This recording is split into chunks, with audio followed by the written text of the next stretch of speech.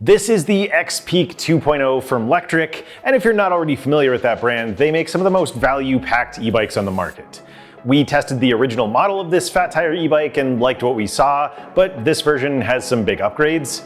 Did those enhancements effectively take the XPeak from good to great? Let's take a ride and find out.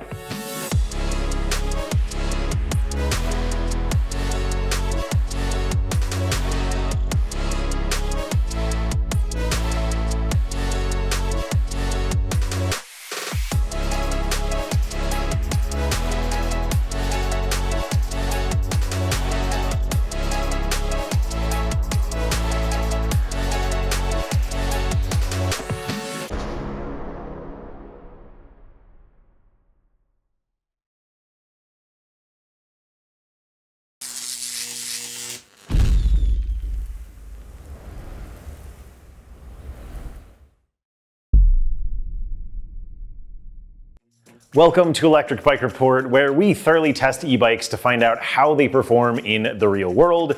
My name's John and I'll be your host for this video. If you're in the market for an e-bike and you're looking for the best source for data-driven reviews, please make sure you're subscribed to our channel so you can find your way back. And then if this or any of the other hundreds of reviews we've put together helps you find a bike you want to purchase, please consider using the affiliate link in the description box below when you buy your bike to help support all the time and effort we put into making our content. But let's expand on the XPeak and see what this bike is all about. Starting off with some highlights, I do want to focus on the XPeak's price up front, since it is one of the most affordable bikes of this style that we've encountered. Lectric sells the base model, which includes a 48-volt, 720-watt-hour battery with an estimated range of 60 miles for $1,499, and they also offer an upgraded version with a larger 960-watt-hour battery for $1,699 that is advertised to give you up to 80 miles of range. Now, range is just one thing we tested with this bike, so be sure to stick around to see its results, but no matter how you look at it, those prices give you options for your budget, and both tiers give you a lot of bike for the buck. As our second highlight, I want to focus on some great components that Lectric included here. The bike has plenty of fairly standard and expected things like a 750-watt rear hub motor and a set of 26x4-inch knobby fat tires from Chaoyang, but it goes above and beyond most similarly priced bikes with a torque sensor, a color display, and a sturdy RST Renegade suspension fork with 80 millimeters of travel and a through axle. The bike has also been certified to the ISO 4210-10 standard for durability, which is something usually only reserved for rugged electric mountain bikes. Now, that's not to say that this is a mountain bike, it is not, but it is plenty capable of riding in fairly rough off-road environments.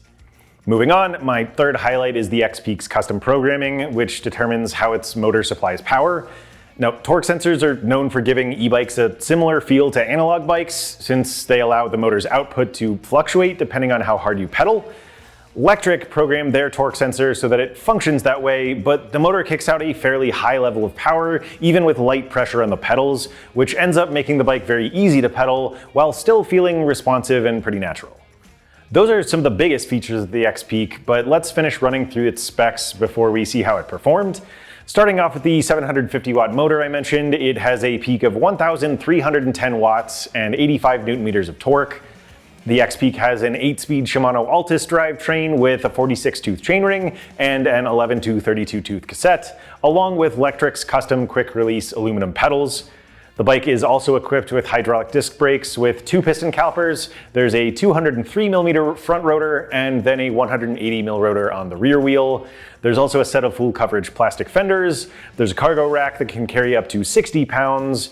And then the bike has a custom saddle, and the upgraded version with the larger battery includes a suspension seat post.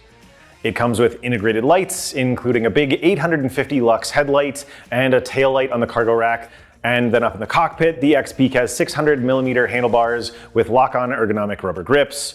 The rapid-fire shifter is on the right handlebar. There's a thumb throttle and control panel on the left, and then the display is mounted right in the center. That covers just about everything, but I've got a few extra details to round this section out.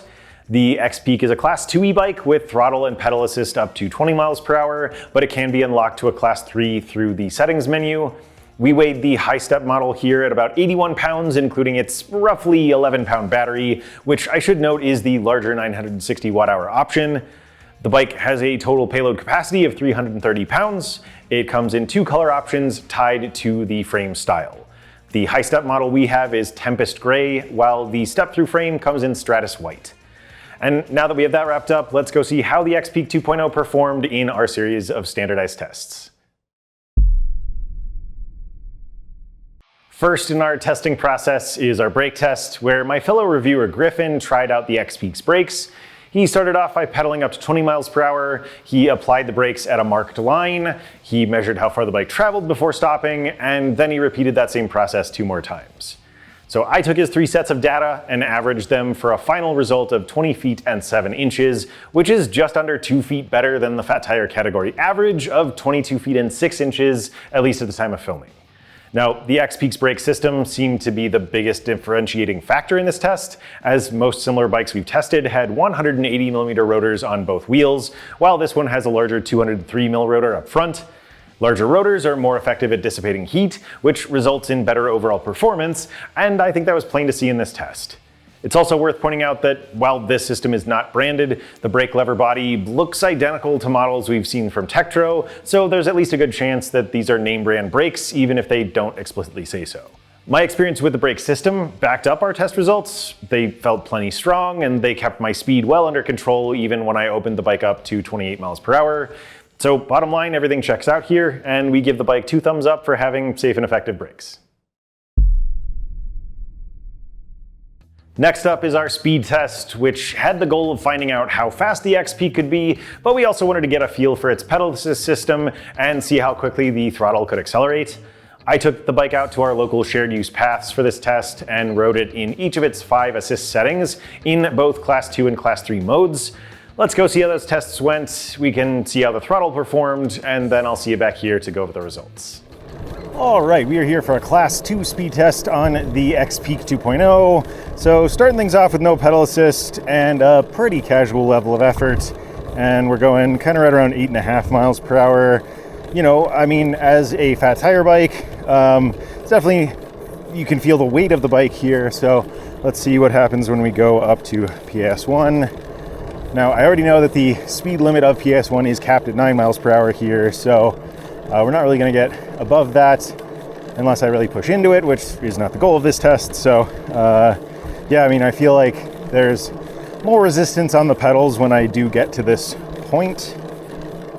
And we went up above there just a little bit. There's a slight downward grade there. So motor's very, very quiet. I don't even know if you can hear it. I really can't even hear it. So, but yeah, let's say right around 9 miles per hour for PS1. Let's go up to PS2. Okay, definitely, you know, a noticeable difference there. PS1, not a whole lot different from pedaling without assist, but PS2, definitely more power here. This setting is capped at 15 miles per hour, at least by default, but you can change that. So here, let's see, going up to right around 13.5 miles per hour with about the same level of effort. Maybe up toward 14, yeah. Okay,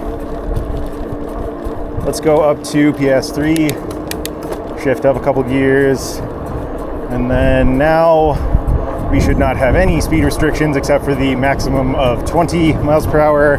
So, you know, it feels really natural. Doesn't really feel like the motor is doing the work. It feels like that's me and I'm just super strong, which is nice.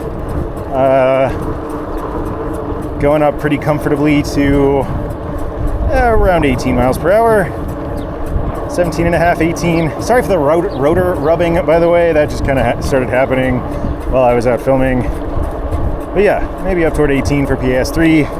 Moving up to PS4. Shift up again. I mean, I'm noticing, yeah, definitely differences in power between settings as we're moving up.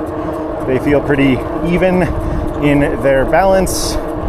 So we're up to around 19, maybe a little above in PS4 here. And then let's go up to PS5 and finish things off. Pedaling is super easy. It feels really good here. And let's see if we can get up to the Class 2 limit. Put in a little bit of extra leg work. All right, yeah. There we go, feels really good here. So let's call that the Class 2 test. We'll turn around to a Class 3 test and then check out the throttle. All right, so we are back for a Class 3 speed test on the XPeak.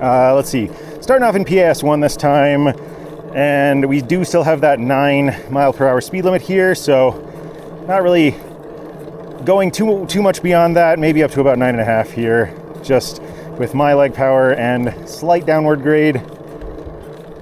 So yeah, I'd say between 9 and 9.5. Let's go up to PAS2. In this one, we also have the 15 mile per hour limit, but of course you can change that through the settings menu. Let's see if we get up to that this time. We didn't in the Class 2 test. Up to about 14.5. Holding pretty steady. Well, okay. Kind of edging right there on the 15 mile per hour line. So let's say between 14 and 14, or sorry, between 14.5 and 15. There we go. Now we'll go up to PAS3. I promise I can talk. All right. Definitely moving up in power. Pedaling is getting easier and faster. Kind of maintaining a similar level of effort here, so not really pedaling too hard. Pedaling actively, but you know, again, the motor feels very natural, so it feels like I'm the one pedaling this fast, not really the bike. So we're up to around 18 miles per hour in PAS3, kind of between 17.5 and 18. Let's go up to PAS4. Now, let's see. We are supposed to be able to go all the way up to 28. We'll see if that happens. Okay, so we are exceeding where we landed in the Class 2 test at this point, up to about 22 miles per hour, maybe a little above, and again, very comfortable here. All right, between 21.5 and 22, and then we'll finish things off in PAS5. Lots of power here, feels nice and responsive. Still feels natural though, like, yeah, I feel like I'm the one doing this. So that's the cool thing about e-bikes. I'll put in a little bit of extra legwork here to see if we can get up to 28, 27, 27.5, 27.7. All right, so we're kind of between 27.5 and 28. Yeah, if I really work for it, yeah, there we go, okay. But I am pushing to do that, so I wouldn't really sustain that for a super long period of time, but the bike can get there. So in any case, let's go check out the throttle. All right, let's go ahead and do a throttle acceleration test. We will see how quickly it takes to go from 0 to 20. Let's start in 3, 2, 1, go. All right, nice strong start, not too punchy though. Picking up pretty swiftly. 17, 18, 19, and 20. Okay, a little above. All right. Well, let's go ahead and head back to the studio. Okay, let's recap the numbers from the pedal test. Starting off with no pedal assist, my average speed was 8.4 miles per hour, and then in the Class 2 test, I pedaled at 9.1 miles per hour in PAS1, 13.9 in PAS2, 17.8 miles per hour in PAS3, 19.3 in PAS4, and 19.9 miles per hour in PAS5. In the Class 3 test, my speed started off similarly for the first few assist levels and then diverged. My average results were 9.3 miles per hour in PAS1, 14.8 in PAS2, 17.9 in PAS3, 21.9 in PAS4, and 27.8 miles per hour in PAS5. Generally speaking, the graphs of both sets of data look pretty good. The Class 3 programming shows relatively consistent increases in speed between each setting, and the Class 2 data shows a similar pattern to start, with less differentiation in the higher settings due to the 20 mile per hour cap. Of course, part of the reason for that is the pre-programmed limitations in PAS1 and 2, which help to distribute power evenly and also conserve energy. I appreciated those side effects of the programming, but I felt that the limitations in PAS1 and 2 felt a bit unnatural. I was happy that I could remove them by changing one of the settings in the display menu, but of course your preferences might be different. Even when the limitations were removed though, I thought the bike had a good balance of power levels that felt pretty intuitive. The low levels felt super natural, while the high levels were active but easy, and I think those are enough options to suit just about anyone. As a side note, it's good to point out that your speeds might not line up with mine just because this bike has a torque sensor that responds to how much effort you put in, and you and I probably pedal a little differently, but this test will give you some idea of how the bike performs with its default settings. In the throttle test, the bike felt safe while also demonstrating the power we expect for both a fat tire e-bike and a bike from Lectric. As you can see, it had no trouble getting up to speed quickly without feeling out of control. One thing that I didn't show here that I like is that you have a couple of different options for how the throttle functions. By default, each pedal assist level sets a different speed limit for the throttle, so you can very easily control your speed if you tend to rely a lot on throttle, but then you can also set it so the throttle can reach 20 miles per hour in all assist levels if you prefer. All in all, the XPeak did well here with a good balance of power levels and a really capable motor, as well as a lot of customization options for how it works, so it gets another 2 solid thumbs up. We tested the XPeak 2.0's range by riding in Class 2 mode on our local shared use paths until the battery ran out of charge. We started with one test in its highest assist level, PAS5, to find its minimum range, and then after recharging, we did the same thing in PAS2 to find its maximum range. We chose PAS2 for the low power test because of the 9 mile per hour default speed limit. We felt most riders trying to conserve power would likely go with PAS2 for a slightly faster speed. Our test riders went 46 and 65 miles, both of which are above average when compared to similar fat tire bikes we've tested. The category averages at the time of filming are about 33 and 59 miles. Now, as a reminder, Lectric sent us the upgraded XPeak with a 960 watt-hour battery, so that's the biggest reason this bike did so well, but we can use our results to estimate how the base model would have performed. By determining how many watts the bike used per mile, the math suggests that the standard 720 watt-hour battery would have given us about 35 and 49 miles. Those results range from about average to a little below average, but we'd also expect more mileage if we had used PAS1 instead of PAS2 in the low power test, so ultimately the results check out based on the bike specs.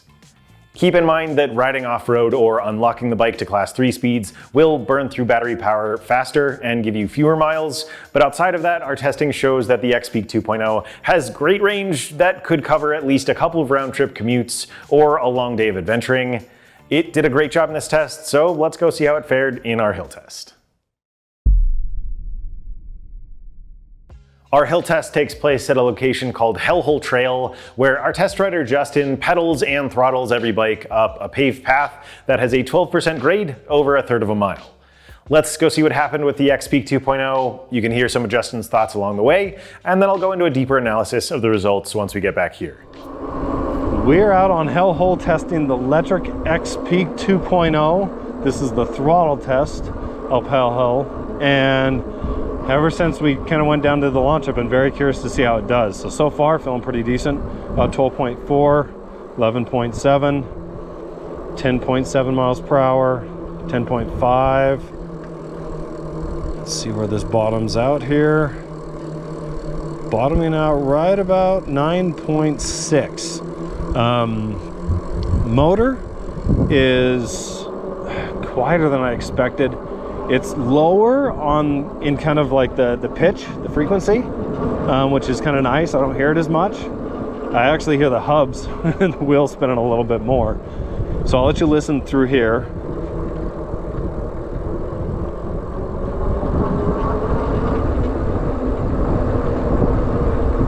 Yeah, I'm not sure how much you'll be able to hear. There's a little bit of wind, but very quiet in general, and feels decently powerful. So I think we'll have pretty good results. Not sure how it'll compare to some of the other fat tire 26-inch bikes, but we have quite a few that we can compare against. So we'll go to the tape, check and see how it did, then turn around and do the pedal test.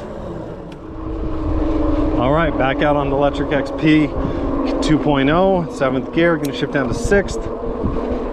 Doing the pedal test now, and feels pretty good and responsive. Nice natural feeling on the cadence and pedaling, down to 13.1 miles per hour here, 12.3, 12.1, shift one more, down to 5th. It's right about 11.9. I am not pushing very hard. there's no need to. So I'll let you listen to the motor here as we pass this dog. Just on your left. Thank you.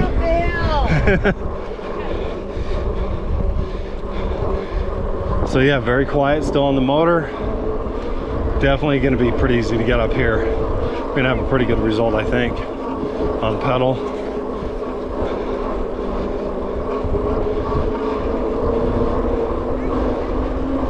And yeah, so just kind of bottomed out about 11 miles per hour through those pedal sections. Sorry, I had to pay attention to the traffic there. But we'll go to the tape, see how it does. But overall, I think the results are pretty good. Clearly, the XPeak 2.0 had no trouble at Hellhole, and that wasn't a surprise considering that fat tire bikes are usually some of the best climbers out there. Justin finished the throttle portion of the test in 1 minute and 20 seconds at 13.6 miles per hour on average, and then his pedal time was 1 minute and 15 seconds at 14.5 miles per hour.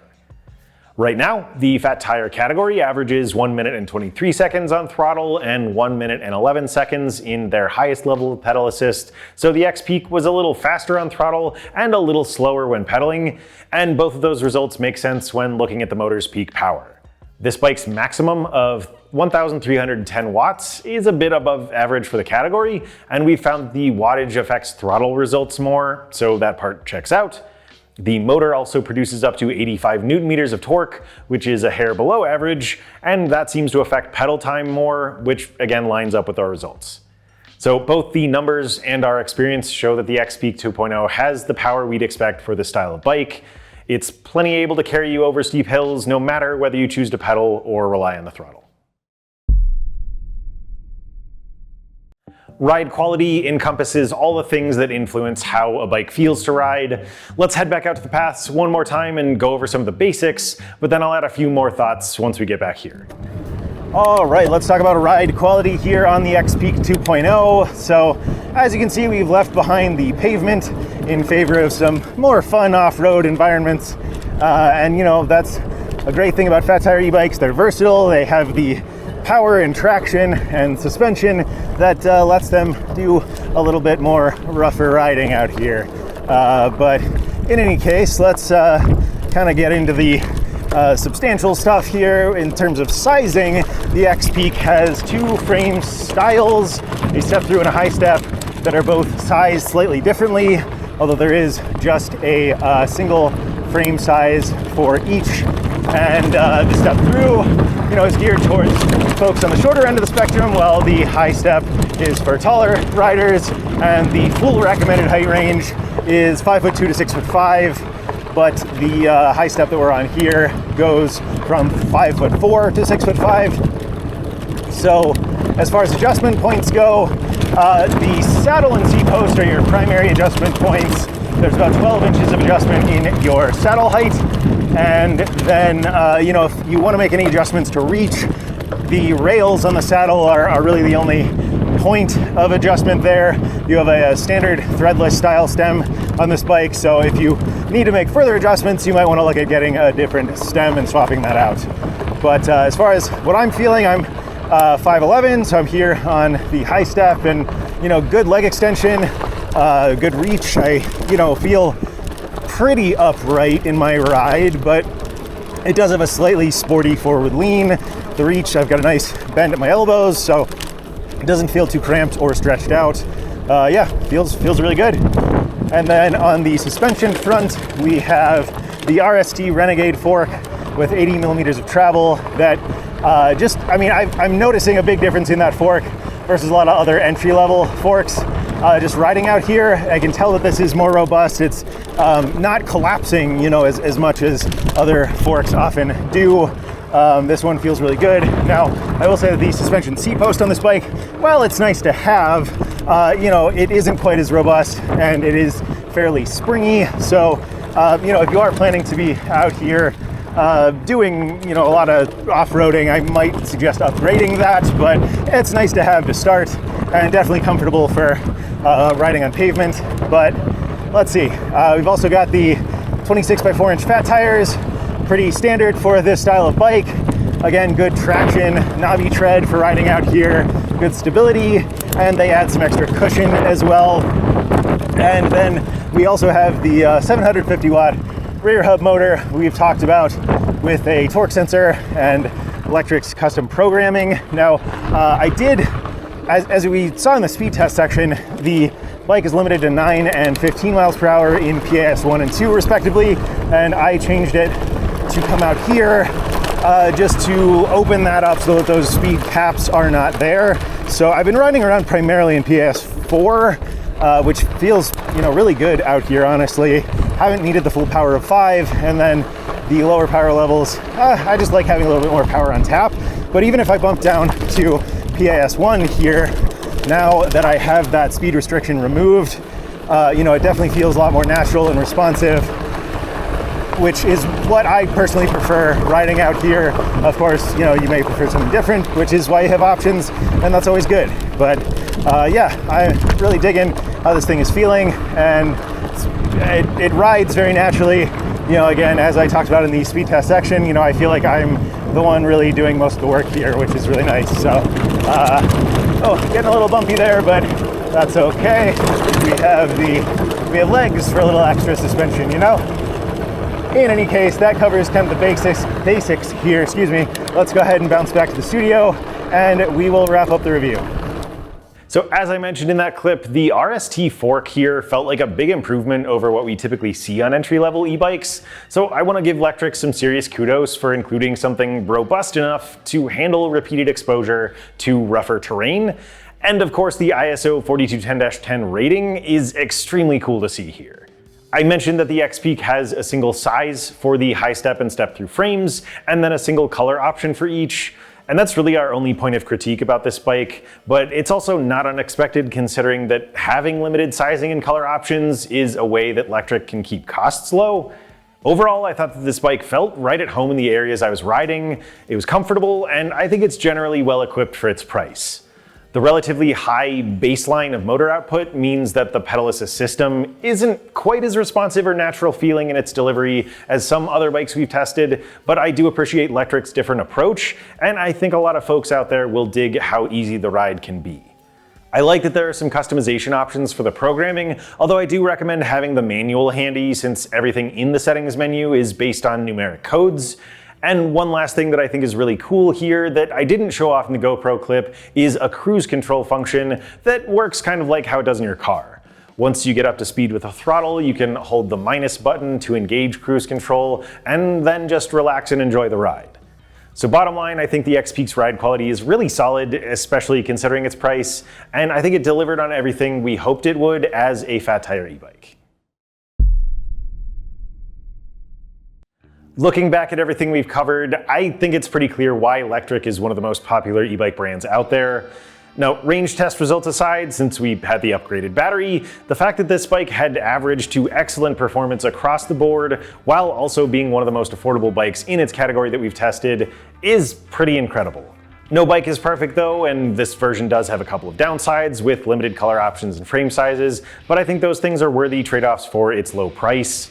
To be clear, it also doesn't have a ton of bells and whistles, but that can also be a huge upside that lets you save some cash if you're not worried about things like Bluetooth connectivity with a smartphone app or complicated security features. The XPeak focuses on being a good bike, and it does that well. Up to this point, I haven't made a lot of references to the original version of the XPeak. As Lectric's first fat tire e-bike, it was a solid starting point, but it had some flaws and limitations. This version of the bike improved on nearly everything, all while keeping the price at a similarly affordable level. Based on our testing, we'd recommend this bike to riders who want a well put together bike that won't break the bank. It would be great for evening rides around the neighborhood or park. It's well suited for riding on multi-use trails. It has a sturdy feel and a stable ride for those who want to feel safe and protected. And we think it would also make a great adventure bike or even a daily ride to work and back. If you want to take a closer look at the XPeak 2.0, you can read our written review at electricbikereport.com using the first link in the description box below, or you can head to Lectric's website using the second link if you're ready to make a purchase. Again, please help to support our work with that affiliate link, and please let us know your thoughts on the XPeak down in the comments section.